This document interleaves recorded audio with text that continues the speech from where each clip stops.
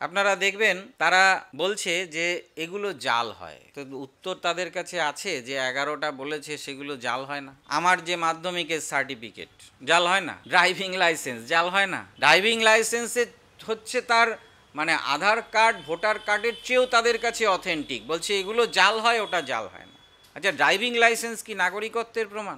এর উত্তর কিন্তু কোথাও নির্বাচন কমিশন কিছু দেয়নি। তারা ডকুমেন্টস চাইছে আমার 87 থেকে 2-এর মধ্যে যাদের জন্ম তাদের মা অথবা বাবা এদের জন্মস্থানের ডকুমেন্টস লাগবে। বলুন তো এই ডকুমেন্টসটা কি আপনি যে ভোটার কার্ড তারপরে তাকে যে দেয়া হবে তার মধ্যে থাকবে? যদি আমার তথ্য কি কি চাই, যে ভোটার কার্ডে যা থাকবে নাম চাই, ঠিকানা চাই, ঠিকানার যদি বলে না আপনার বাড়িটা এখানে কিনা তার সেটা দেখবে, সে নিজে ফর্ম ফিল আপ করবে বাড়ি বাড়ি ঘুরে, যদি না মেলে সেটা কারেকশান করবে। এই তো কারেকশান, এই তো সংশোধন। এই 25 সালে সেপ্টেম্বরের 1 তারিখে বিদেশি অভিবাসন নিয়ে যে আইন, সেই আইন সংশোধন যেটা করেছে, নতুন আইন করেছে, সেপ্টেম্বরের 1 থেকে ভারতবর্ষে চালু হয়েছে, সেখানে ওই সিএতে যা বলেছিল ওই আইনে তাই বলেছে। প্র্যাকটিক্যালি সেই সময়ে তারা এনআরসি সিএএ মানুষের আন্দোলনের চাপে করতে পারে পিছিয়ে গিয়েছিল। ওই 2003 সালেই বাজপেয়ীর আমলে কিন্তু সিএএ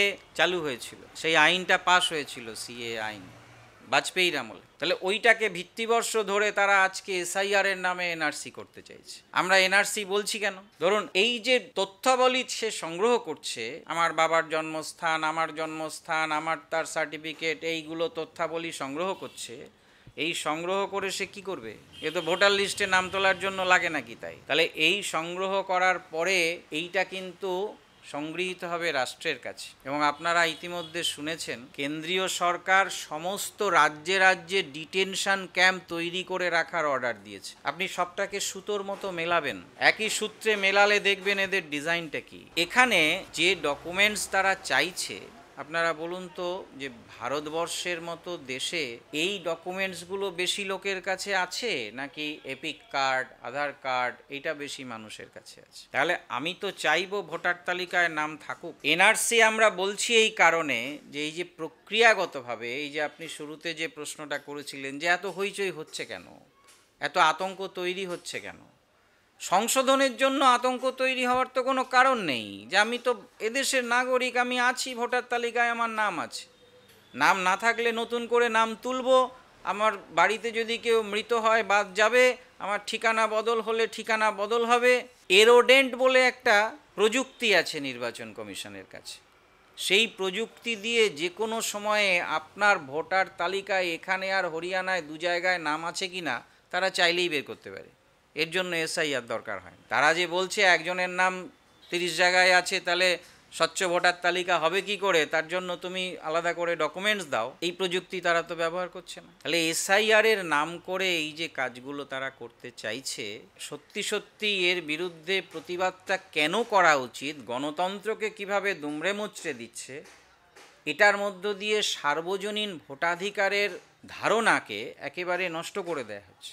নাগরিকত্ব যে পেয়েছে, যে নাগরিক, সিটিজেন, দেশের নাগরিক, তার অধিকার আছে যে তাদের পরিচালনা করবে দেশকে, যে তাকে নির্বাচিত করার। এই জন্য তারাও দেখবেন ভোটের এত যে বিজ্ঞাপন দেয় সরকার থেকে, যে তোমার একটা ভোট মূল্যবান, বলে না? তাহলে একটা ভোট মূল্যবান মানে সেই প্রত্যন্ত গ্রামে কোন পাহাড়ের ওপরে একজন ভোটার হাজার হাজার টাকা খরচ করে তার কাছে ভোট নিতে যায় কেন? যায় তো এই জন্য যে আমরা কোনো মানুষকে বাদ দেব না। সার্বজনীন ভোটাধিকার কিন্তু একটা অর্জিত অধিকার, এবং যেটা সংবিধান স্বীকৃত।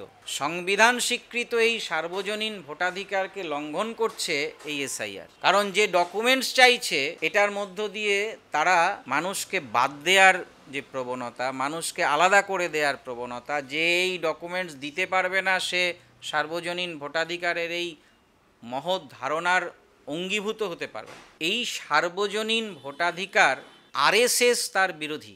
বিজেপি একটা রাজনৈতিক দল, আরএসএস এর রাজনৈতিক শাখা। আরএসএস মনে রাখবেন সার্বজনীন ভোটাধিকারের বিরোধী। 1949 সালে 30 নভেম্বর তাদের যে মুখপত্র অর্গানাইজার, তাতে তারা লিখছে পশ্চিমা ধাঁচে সার্বজনীন ভোটাধিকার ভারতবর্ষের বিপদ ডেকে আনবে। সেই সময়ে স্বাধীনতার পরে পরে স্বাধীনতা আন্দোলনে তাদের কি ভূমিকা ছিল, ব্রিটিশের দালালি করেছে, এ তো আমরা জানি, সে আলোচনা তো আজকে প্রাসঙ্গিক নয়। কিন্তু সার্বজনীন ভোটাধিকার, যে সবাই ভোট দাও, যে প্রচার হয়, সেটা কিন্তু আরএসএস বিরোধী। তারা সমাজের একটা বিশেষ অংশ, তার মধ্যে সুবিধাভোগী একটা শ্রেণী, তারা এই ভোটাধিকারে অংশ নেবে। যেমন করে সেই রাজতন্ত্রের আমলে অভিজাতরা ভোটাধিকার প্রয়োগ করত, আজকে তাদের ভাবনাটা সেই রকম। আরএসএস এর মহিলাদের সম্পর্কে দৃষ্টিভঙ্গি আমরা জানি, দলিতদের সম্পর্কে দৃষ্টিভঙ্গি জানি, যে কারণে দেখবেন বিহারে যে বাদ পড়েছে 47 লক্ষ আলটিমেট, তার মধ্যে মেজর কারা?